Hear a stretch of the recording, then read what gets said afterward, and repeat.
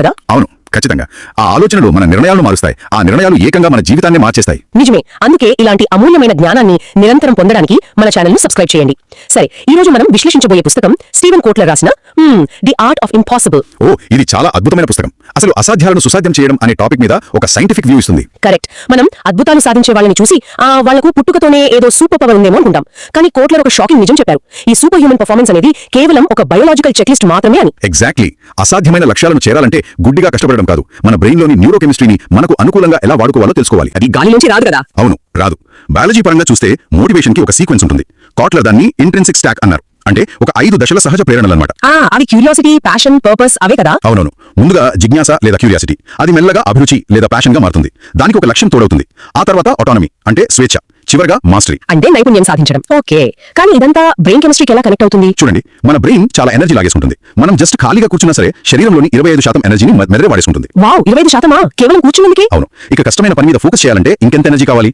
అందుకే మనకు ఇష్టం లేని పని చేస్తే బ్రెయిన్ వెంటనే అలసిపోతుంది. అంటే మనకు ప్యాషన్ ఉంటే బ్రెయిన్ దాన్ని రివార్డ్ లాగా ఫీల్ అయ్యి ఫోకస్ ని ఫ్రీగా ఇస్తుందన్నమాట. డోపమైన్ లాంటి కెమికల్స్ వల్లే కదా ఇది జరుగుతుంది? కరెక్ట్. డోపమైన్, నారెపినెఫ్రిన్ లాంటి రసాయనాలు రిలీజ్ అవుతాయి. అప్పుడు మనకు ఫోకస్ ఫర్ ఫ్రీ లభిస్తుంది. అసలు కష్టపడకుండానే గంటల తరబడి పనిచేసేయచ్చు. ఇది వింటుంటే నాకు ఒక ఉదాహరణ గుర్తొస్తోంది. అచ్చం ఒక మంటను రాజేయడం లాగా కదా? క్యూరియాసిటీ అనేది చిన్న నిప్పురవ్వ లాంటిది. అవును, చాలా యాప్ట్ ఎగ్జాంపుల్. ఆ ప్యాషన్ అనేది చిన్న చిన్న ఎండు పుల్లలు అనుకుంటే, పర్పస్ అనేది ఆ మంట రాత్రంతా మండేలా చేసే పెద్ద కలుపు అన్నమాట. రైట్. ఇవన్నీ కలిస్తే ఇక ఆ మోటివేషన్ ఎవ్వరూ ఆపలేరు. కానీ మన దగ్గర ఎంత ఇంధనం ఉన్నా సరైన దారి లేకపోతే వేస్ట్ కదా? ఇక్కడే లక్ష్యాల గురించి మాట్లాడుకోవాలి. ఖచ్చితంగా. మోటివేషన్ కి ఒక స్టీరింగ్ కావాలి. కోట్లర్ ఇందులో 3 రకాల గోల్స్ చెప్పారు. Massively transformative purpose, high hard goals, ఇంకా క్లియర్ డైలీ గోల్స్. ఈ మ్యాసివ్లీ ట్రాన్స్ఫర్మేటివ్ పర్పస్ అంటే జీవితకాలపు లక్ష్యం లాంటిది అనుకుంటా కదా? అవును, అది మన అల్టిమేట్ డెస్టినేషన్. దాన్ని చేరుకోవడానికి మధ్యలో ఉండే మైలురాళ్లే హై హార్డ్ గోల్స్. ఇవి ఒక 5 ఏళ్ల ప్రాజెక్ట్స్ లాంటివి. కానీ అన్నిటికంటే ముఖ్యమైనది ఆ మూడోది. క్లియర్ డైలీ గోల్స్ అంటే రోజువారీ చిన్న లక్ష్యాలు. రోజు పడుకునే ముందు రేపు ఏం చేయాలో చెక్ లిస్ట్ రాసుకోవడం కదా? ఎగ్జాక్ట్లీ. దీనివల్ల మన కాగ్నిటివ్ లోడ్ అంటే మెదడు మీద పడే భారం చాలా తగ్గిపోతుంది. రాత్రి మీరు ఆ లిస్ట్ రాసినప్పుడు మీకు మీరే ఒక బాస్, మరుసటి రోజు కేవలం ఆ పని చేసే ఎంప్లాయ్ మాత్రమే. కానీ ఇక్కడే ఒక విమర్శకుడు ఎన్నటోలీ ఇవనోవ్ ఒక మాట అన్నారు కదా, అసాధ్యాలను సాధించడం అంటే ఏదో సినిమాటిక్ గా ఉత్సాహంగా ఉంటుందనుకుంటే ప్రతిరోజు ఒక బోరింగ్ చెక్ లిస్ట్ రాసుకోవడమేనా అని ఆయన అడిగారు. అవును, బయటికి అలాగే అనిపిస్తుంది. కానీ సైంటిఫిక్ గా చూస్తే బ్రెయిన్ కి డిసిషన్ ఫెటీగ్ అనే సమస్య ఉంటుంది. అంటే రోజులో ఎక్కువ నిర్ణయాలు తీసుకుంటే మెదడు అలసిపోతుంది. ఓహో, అంటే ఉదయం లేవలానే ఈ రోజు ఏం చేయాలి అని ఆలోచించడానికే సగం ఎనర్జీ పోతుందన్నమాట. కరెక్ట్. అందుకే ముందు రోజే లిస్ట్ రాసుకుంటే ఉదయం ఆ డిసిషన్ మేకింగ్ ఎనర్జీ అంతా డైరెక్ట్ గా పని మీద పెట్టొచ్చు. ఈ బోరింగ్ పనులే ఫైనల్ గా మ్యాజిక్ చేస్తాయి. నిజమే. అయితే ఈ డైలీ గోల్స్ రీచ్ అయ్యే క్రమంలో కొత్త విషయాలు నేర్చుకోవడానికి ఆ 5 books of stupid అనే కాన్సెప్ట్ కూడా చెప్పారు. అది కొంచెం వింతగా ఉంది కదా? అంటే అది ఎందుకంటే డైరెక్ట్ గా కష్టమైన బుక్ చదివితే అందులో ఉండే జార్గన్ కి బ్రెయిన్ భయపడుతుంది. అప్పుడు కార్టిసాల్ అనే స్ట్రెస్ హార్మోన్ రిలీజ్ అవుతుంది.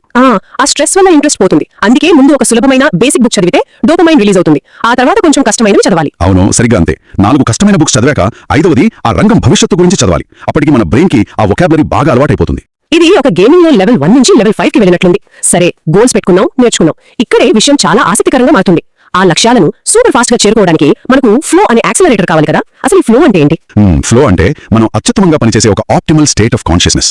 దీన్ని న్యూరోబయాలజీ భాషలో ట్రాన్సియంట్ హైపర్ఫ్రంటాలిటీ అంటారు. ఈ పదం వినడానికి కొంచెం కష్టంగా ఉంది. దీని అర్థం ఏంటి? చాలా సింపుల్ అండి. ట్రాన్సియంట్ అంటే తాత్కాలికంగా, హైపో అంటే నెమ్మదించడం, ఫ్రాంటాలిటీ అంటే మన బ్రెయిన్ ముందు ఉండే ప్రీఫ్రంటల్ కార్టెక్స్ అంటే ఆ భాగం కాసేపు ఆఫ్ అయిపోతుంది. అంటే ఈ ప్రీఫ్రంటల్ కార్టెక్స్ లోనే కదా మన సెల్ఫ్ డౌట్, భయం ఇవన్నీ ఉండేది? అవును, టైం సెన్స్ కూడా అక్కడే ఉంటుంది. అది ఆఫ్ అవ్వగానే మనకి మన మీద డౌట్స్ అన్ని పోతాయి. సమయం అసలు తెలియదు, గంటలు నిమిషాల్లో అనిపిస్తాయి. దీన్ని మన కంప్యూటర్ ర్యామ్ తో పోల్చొచ్చు కదా? బ్యాక్గ్రౌండ్ యాడ్స్ అన్ని క్లోజ్ చేస్తే ఆ పవర్ అంతా మెయిన్ ప్రోగ్రామ్ కి వెళ్ళినట్లు. ఎగ్జాక్ట్లీ.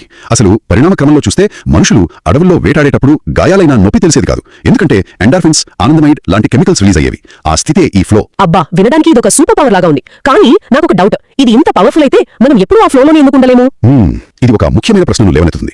ఫ్లో ఎంత పవర్ఫుల్లో అంత ప్రమాదకరం కూడా. ఎందుకంటే అందులో ఉన్నప్పుడు రిస్క్ అసెస్మెంట్ అస్సలు పనిచేయదు. అంటే లాజికల్ గా ఆలోచించలేమా? అవును, లాంగ్ టర్మ్ ప్లానింగ్ దెబ్బతింటుంది. ఉదాహరణకు ఆ టైంలో ఆన్లైన్ షాపింగ్ చేస్తే అనవసరంగా ఏదో పాత 70ల నాటి డిస్కో బట్టలు కొనేస్తారు. డోపమైన్ వల్ల అది మంచి ఐడియా అనిపిస్తుంది. వావ్, అంటే లాజిక్ బ్రెయిన్ కి తట్టదు, మిస్ అయిపోతారు. Oh my God.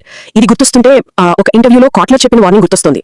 ఎవరైనా సెల్ఫ్ హెల్ప్ గురువు మనల్ని మోటివేట్ చేసి ఫ్లోలోకి తీసుకెళ్లిపోతే వెంటనే లక్షల రూపాయల కోర్సులు అమ్మడానికి ట్రై చేస్తారు. అప్పుడు మన రిస్క్ లాజిక్ పనిచేయదు కాబట్టి ఆలోచించకుండా కొనేస్తాం. అందుకే అక్కడి నుంచి పారిపోవాలి. ఖచ్చితంగా. సరే, ఫ్లో ప్రమాదాలు పక్కన పెడితే అసలు ఆ ఫ్లోలోకి వెళ్లకుండా ఆపే ఫ్లో బ్లాకర్స్ కూడా ఉన్నాయి కదా? ఆఫీసుల్లో స్లాక్ మెసేజ్లు, వాట్సాప్ ఇవన్నీ ఫ్లోని చంపేస్తాయా? అవును, అవే అతిపెద్ద శత్రువులు. కానీ అన్నిటికంటే పెద్ద బ్లాకర్ ఏంటో తెలుసా? ఆందోళన అంటే ఎంజైటీ. ఆందోళన ఫ్లోని సైంటిఫిక్ గా ఎలా ఆపుతుంది? ఆందోళన ఉన్నప్పుడు మన బ్రెయిన్ లోని ఎమిగ్డలా, యాంటీరియర్ సింగులేట్ కార్టెక్స్ అంటే ఏసీసీ కి భయం సిగ్నల్ పంపుతుంది. దాంతో ఆ ఏసీసీ కొత్త ఆలోచనలు వెతకడం ఆపేస్తుంది. అంటే బ్రెయిన్ సర్వైవల్ మోడ్ లోకి వెళ్ళిపోయి క్రియేటివిటీ బ్లాక్ అయిపోతుందన్నమాట. కరెక్ట్. అందుకే మనకి 90 నిమిషాల పాటు ఎలాంటి డిస్టర్బెన్స్ లేని ఫోకస్ కావాలి.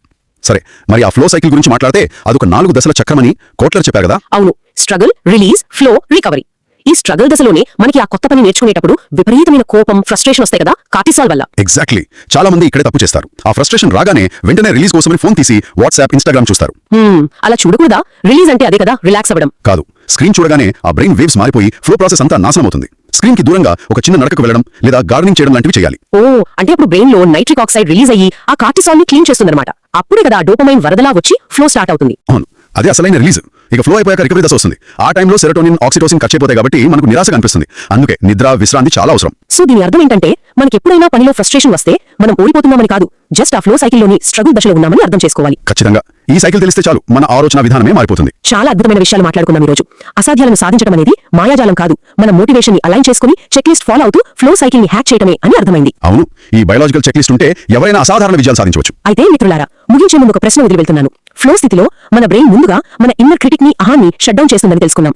అంటే మనకి ఎదురయ్యే అతిపెద్ద శత్రువు మన అహంకారమేమా? నిజంగా ఆలోచించాల్సిన విషయమే. మన గురించి మనం పూర్తిగా మర్చిపోయినప్పుడే ఆ అత్యుత్తమ విజయాలను సాధించగలమా? ఆలోచించండి. మీరు నేర్చుకున్న పాఠాన్ని